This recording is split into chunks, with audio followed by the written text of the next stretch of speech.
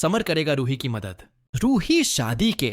मंडप में जलाएगी उस पेंटिंग को, क्योंकि जहां सुकून और नहार उस पेंटिंग को रूही से छीनने में तो कामयाब हो जाते हैं, मगर फिर भी रूही उन दोनों का पीछा नहीं छोड़ती। और फिर सुकून और नहार अंदर कमरे में पहुंचते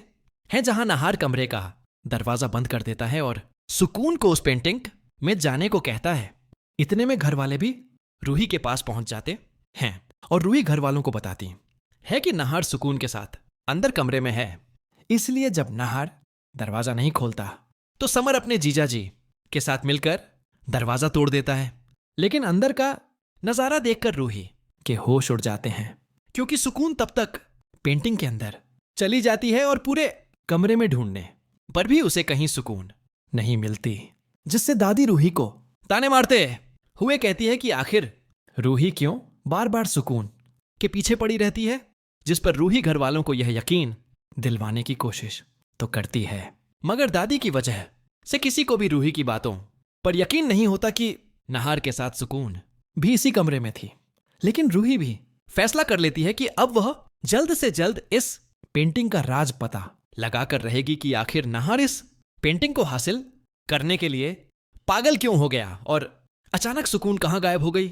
तो वहीं ये सब देखकर समर और जूही भी रूही के पास आते हैं और वह रूही को हिम्मत देते हैं कि वह हर मुश्किल घड़ी में उसके साथ हैं, जिससे रूही समर को सुकून के कमरे की जासूसी करने का काम दे देती है। इसलिए समर रूही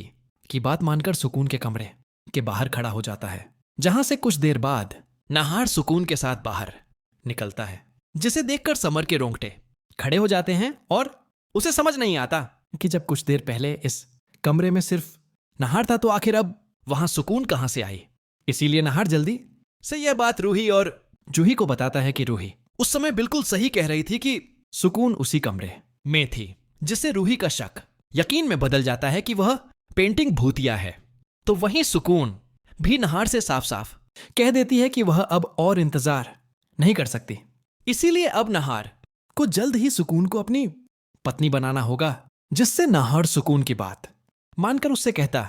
है कि वह दोनों कल इसी घर में शादी करेंगे। जिसके बाद नहार दादी के पास जाता है और उससे कहता है कि वह कल सुकून के साथ शादी करना चाहता है, इसलिए दादी को उसकी मदद करनी होगी। जिससे दादी नहार से कहती है कि वह सब कुछ दादी पर छोड़ दे, क्योंकि दादी नहार की खुशी के लिए हर हाल में यह शादी करवा कर रहेगी। इसलिए फिर दादी अपने मैनेजर से बात करती है और अगले दिन की रतन की मीटिंग फिक्स करवा देती है, ताकि रतन इस शादी को ना रोक सके। जिसके बाद दादी सोनी के पास जाकर उसे साफ साफ चेतावनी दे देती है कि कल सुकून और नहार की शादी है, इसलिए अगर सोनी की वजह से यह बात रतन तक पहुंची तो अच्छा नहीं होगा। जिससे सोनी भी दादी की बातों से डर जाती है और वह दादी की बात मान लेती है। तो वहीं रूही समर से कहती है कि उसे रूही की एक और मदद करनी होगी और सुकून के कमरे से उस पेंटिंग को लाना होगा, ताकि रूही उस पेंटिंग को हमेशा के लिए खराब कर सके। जिससे समर रूही की बात मानकर सुकून के कमरे